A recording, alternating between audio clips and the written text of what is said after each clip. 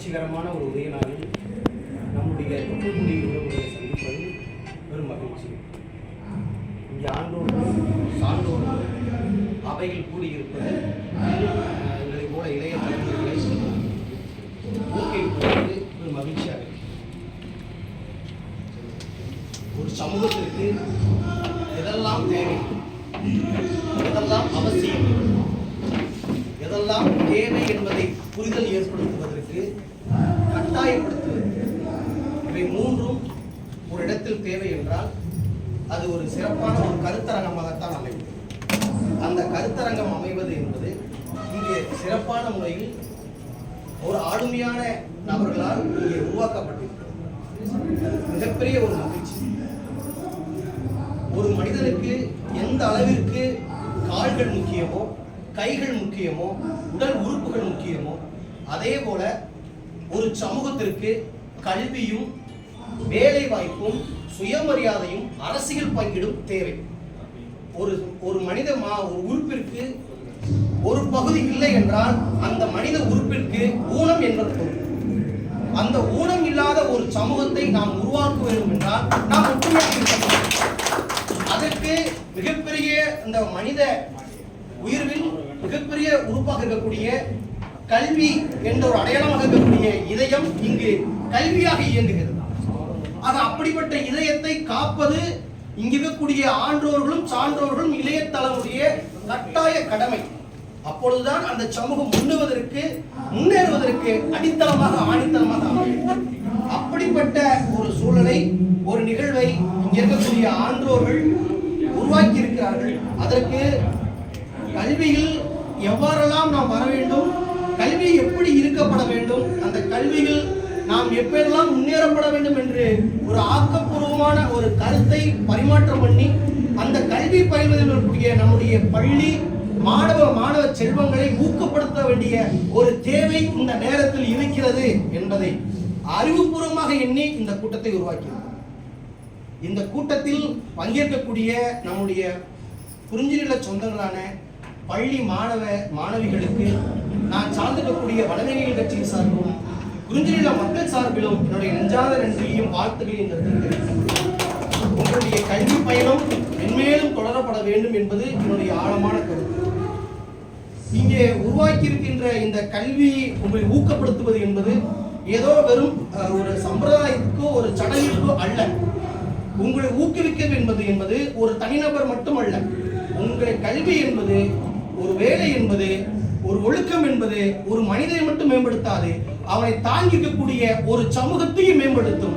ஒரு கல்வியை கற்றவன் அந்த சமூகத்தையும் கற்பிப்பான் என்பதற்கு தான் கல்வி கற்றவர்களை ஊக்குவிக்கும் வகையில் இங்கே மிகப்பெரிய அளவிலே ஏற்பாடு செய்திருக்கிறார். அப்படிப்பட்ட ஏற்பாடு தான் இது. இடம் சின்னதாக இருந்தாலும் சரி, ஆனால் கருத்துக்களோ இங்கே கூடியிருக்கின்ற நோக்கங்களோ உலகை விட மிகப்பெரியமானது, கடலை விட மிகப்பெரிய ஆழமானது. அதைத்தான் இங்கே இருக்கக்கூடிய முன்னோர்கள் அந்த கல்வியை மிக ஆழமாக யோசித்தார். அன்பார்ந்த என்னுடைய தொப்புள்குடி உருவான கல்வி மாணவர்களே, கல்வி செல்வங்களே, நீங்கள் கல்வியை நீங்கள் வெறும் எஜுகேஷனாக, வெறும் ஒரு அறிவுபூர்வமாக, வெறும் ஒரு புத்தகமாக படிக்காமல் உங்களுடைய ஆழமான கருத்துக்களால் அதில் சுயமரியாதை நிறைந்திருக்கப்பட வேண்டும், அறிவாற்றல் நிறைந்திருக்கப்பட வேண்டும், அதில் உங்களுடைய அடுத்த சமூகம் முன்னேறுவதற்கு வழிகாட்டியாக இருக்கப்பட வேண்டும் என்று நீங்கள் எண்ணி படியுங்கள். உங்கள் முன்னேற்றத்திற்காக மட்டும் படியுங்கள் என்பதை தாண்டி உங்களை தாங்கியிருக்கக்கூடிய உங்களுடைய பெற்றோர்கள், உங்களை சுமந்துகின்ற அந்த சமூகங்கள் முன்னேறுவதற்கும் நீங்கள் கட்டாயமாக படியுங்கள், படித்துக் கொண்டே இருங்கள். உங்கள் படிப்பு இந்த தலைமுறை, அடுத்த தலைமுறைக்கு காணிக்கையாக்கி நீங்கள் படியுங்கள். அதனால்தான் இங்கே இருக்கக்கூடிய பெரிய பெரிய அரசியல் முன்னோடிகள், பெரிய பெரிய கவிஞர்கள், பெரிய பெரிய அரசியல்வாதிகள், பெரிய பெரிய எழுத்தாளர்கள் எல்லாம் கல்வி சார்ந்து சொல்லியிருக்கிறார்கள். இந்த உலகத்தை மாற்ற வேண்டிய ஒரு மிகப்பெரிய ஆயுதம் இருக்குது என்றால் அது கல்விதான் என்கிறார் மண்டேலா. படிக்காமல் இருப்பதை விட நீ பிறக்காமல் இறந்து விடலாம் என்கிறார் விடேலோ.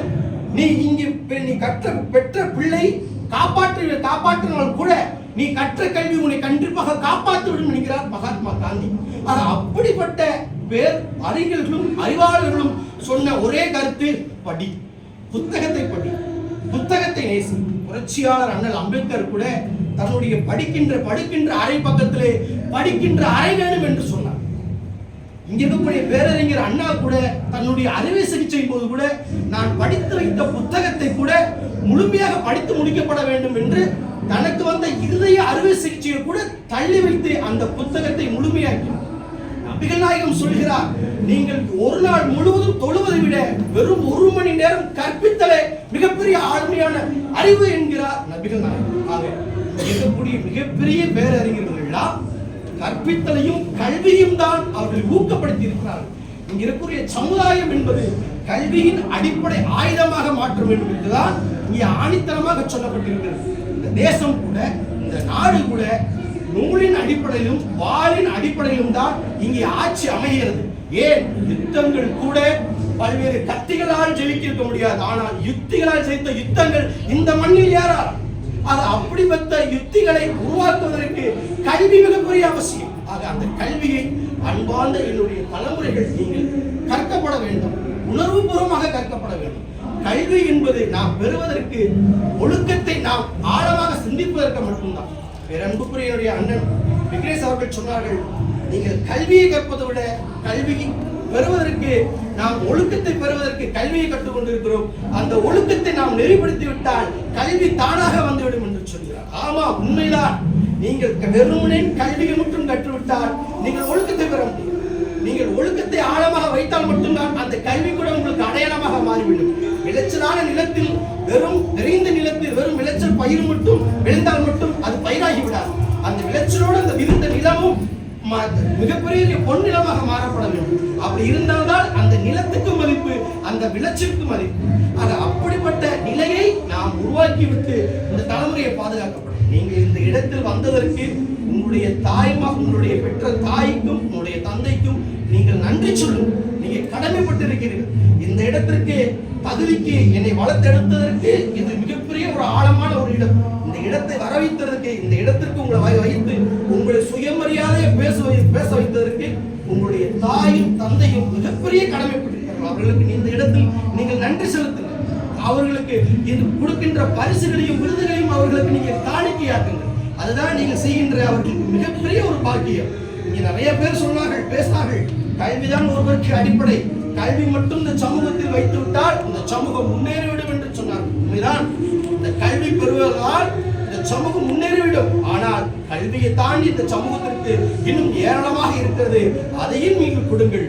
4 திசையும் நாம் போராடப்பட வேண்டும். கிழக்கு, மேற்கு, வடக்கு, தெற்கு என்று 4 திசை நோக்கி நாம் ஓடப்பட வேண்டும். வெறும் ஒரு திசை நோக்கி நாம் ஓடினால் நாம் துவண்டு விடுவோம், நாம் அழிந்து விடுவோம். 4 திசையும் தேவை. ஒரு சமூகத்திற்கு முன்னேற்றம் என்பது வெறும் கல்வி மட்டுமல்ல. கல்வி வைத்து மட்டும் நாம் முன்னேறி விடுவோம் என்றால் கிடையாது. அரசியல் மட்டும் வைத்து விட்டு நாம் முன்னேறி விடுவோம் என்றால் கிடையாது. பொருளாதாரத்தில் வைத்து மட்டும் நாம் முன்னேறிடுவோம், வேறு எதுவுமே தேவையில்லை என்றால் அதுவும் கிடையாது.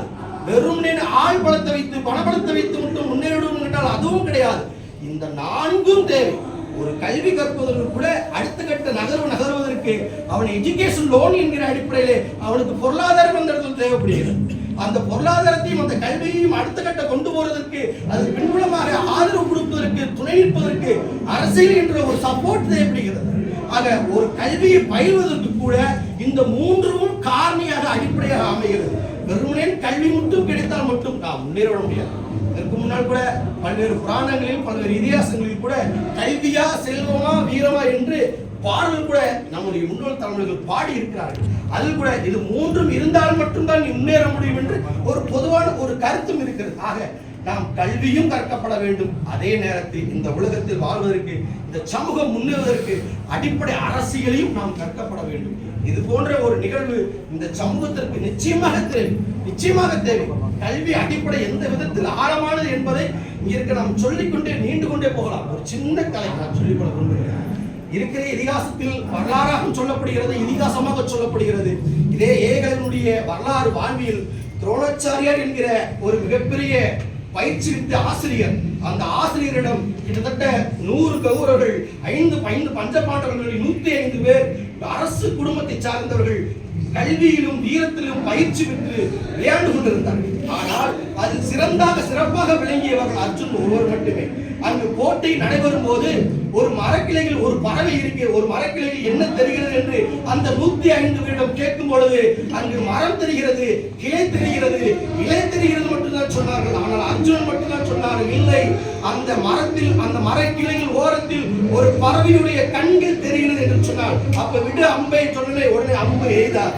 அந்த அம்பு எய்த உடனே அவன்தான் வில்லாளன் அர்ஜுன் என்று அந்த இடத்தில் புகழ் பெற்று விளங்கினார். அப்ப அங்கு மிகப்பெரிய உயர்கல்வி தேர்வு பயிற்சி பெறுவதற்கு கூட ஒரு உயர்கல்வி ஒரு தரம் தேவைப்படுகிறது.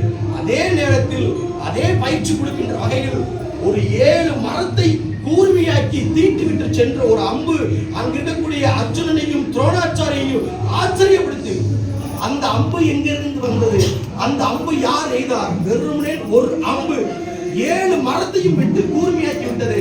அவ்வளவு பெரிய வில்லாற்றல் படைத்தவன் யார் என்று கேட்கும் பொழுது அந்த வில்லாற்றல் படைத்தவன் இங்கே ஒருவன் இருக்கிறான் பாருங்கள் சொல்லி அவர்கள் அழைத்து வந்தார்கள். அந்த அழைத்து வந்தவன் தான் ஏகலைவன். ஏகலைவன், நீ என்னுடைய மாணவனா, நீ என்னுடைய பயிற்சி பெற்றவனா கேட்கும் பொழுது, நான் உங்களுடைய மாணவன் அல்ல, நான் உங்களுடைய பயிற்சி பெற்றவனும் அல்ல, பின்பு எப்படி இந்த வித்தையை நீ கற்றாய்? நான் உங்களை தூரத்தில் இருந்து பார்த்து நான் இந்த வித்தையை கற்றுக்கொண்டேன் என்று சொன்னார். ஆக நாம் எல்லாம் இந்த இடத்தில் இருப்போம், எல்லாம் ஒரு ஏழை எளிய மாணவர்கள். நாம் பெரிய பணக்காரர்கள் அல்ல, மிகப்பெரிய செல்வந்தர்கள் அல்ல, மிகப்பெரிய முட்டா மிராஸ்தர்கள் வந்தவர்கள் அல்ல, ஏழை எளியத்தவங்க வந்தவர்கள். தூரத்திலிருந்து எப்படி ஏகலைவன் பயிற்சி என்று பார்த்தாரோ அதே போலதான் நாம் தூரத்திலிருந்து இருக்கின்ற கல்வி மிகப்பெரிய பொருளாதாரம் இல்லாமல் அறிவாற்றலோடு இங்கே கல்வி பெற்று இங்கே நாம் அறிவாற்றலை பெற்றிருந்தோம். அந்த அறிவாற்றலுடைய அடிப்படை தான் இங்கே 492 மார்க்கும் 486 மார்க்கும் 436 மார்க்கும் என்று அதிக மதிப்பெண்கள் பெற்றிருக்கின்றோம். அப்படிப்பட்ட அந்த மதிப்பெண் பெற்றவர்கள் தான் இங்கே ஏகலைவனாக தெரிகிறார்கள்.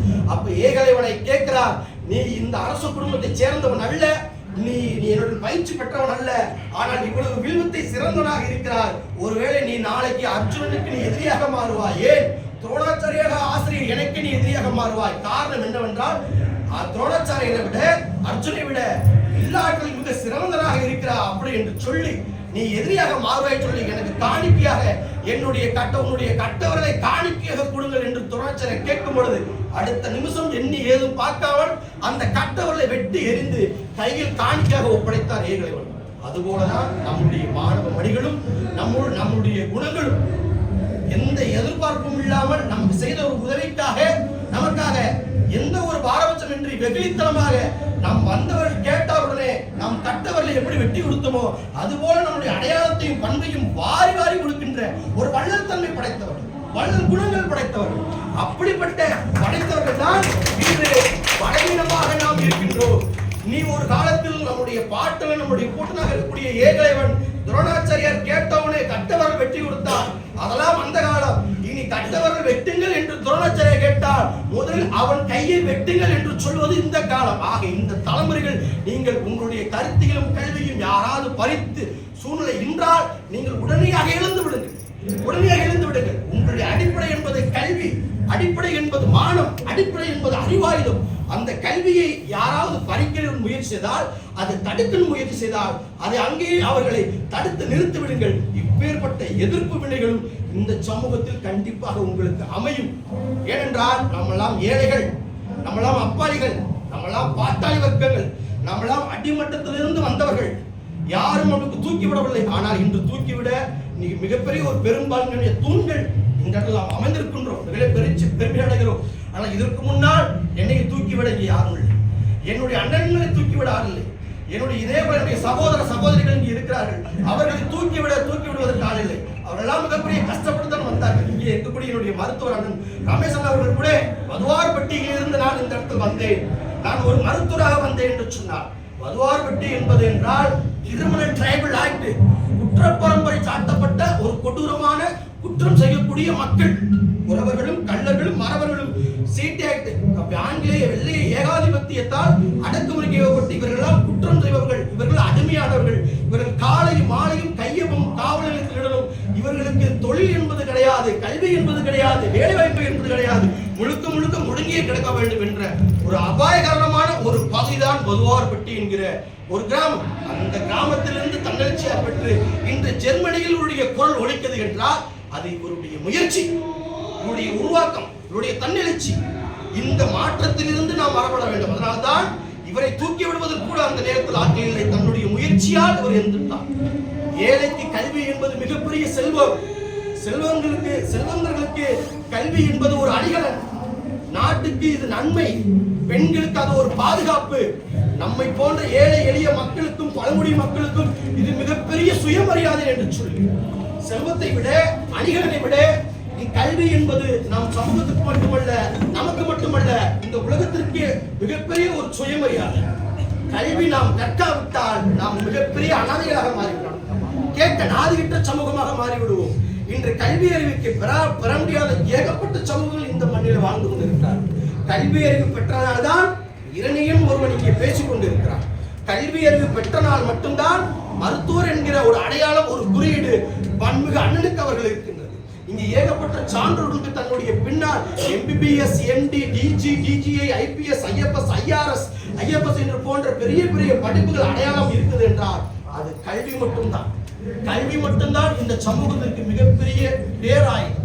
இந்த ஆயுதத்தை நாம் தவறவிட்டோம் என்றால் அடுத்த தலைமுறையும் இந்த இடத்துல அனாதாகிவிடும். ஆக கல்வி என்பது வெறும் எழுத்து மட்டுமல்ல, ஒரு புத்தக வடிவம் இல்ல, அது சுயமரியாதை. இந்த சமூகத்தினுடைய சுயமரியாதை, இந்த மண்ணுடைய சுயமரியாதை. இன்னும் சொல்ல போனால் இருக்கிறதையே பலவீனமாக சமூகம் என்று சொல்லப்படக்கூடிய தீண்டாமையாக பார்க்கப்பட்ட சமூகம் தான் நாடார் சமூகம். இங்கே அவர் அந்த நாடார் சமூகம் தன்னுடைய கிட்டத்தட்ட ஒரு 70-80 ஆண்டுகளுக்கு முன்பு தன்னுடைய நகர்ப்பகுதியில் கூட முழுமையாக சுதந்திரமாக வாழ முடியாது. பண ஓலையை பின்னால் கட்டிதான் அவர் முன்னேறி போக வேண்டும். ஏன் பண ஓலையை கட்டி போகணும் என்றால் பொது இடத்தில் நடக்கின்ற பாதைகள் கூட பொது இடத்தில் பாதை கூட அவருடைய கால் தடம் பதியக்கூடாது என்பதற்காக, அந்த கால் தடம் பதியக்கூடாது என்பதற்காக அந்த பனை உலையை வைத்து அடையாளப்படுத்தி அழித்து விடுவார்களாம்.